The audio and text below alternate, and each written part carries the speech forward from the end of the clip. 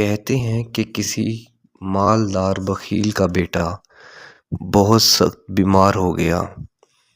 دوا دارو کرنے کے باوجود بھی بخار کا زور نہ اترا تو کسی نیک دل شخص نے اسے مشورہ دیا کہ قرآن مجید ختم کراؤ یا بکرے کا صدقہ دو۔